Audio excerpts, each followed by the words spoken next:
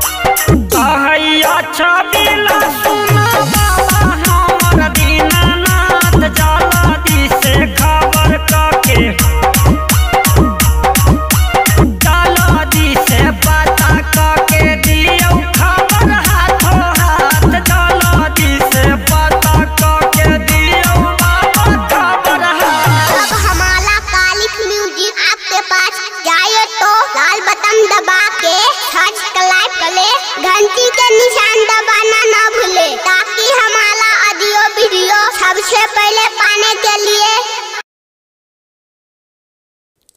Subscribe तो करते चलो।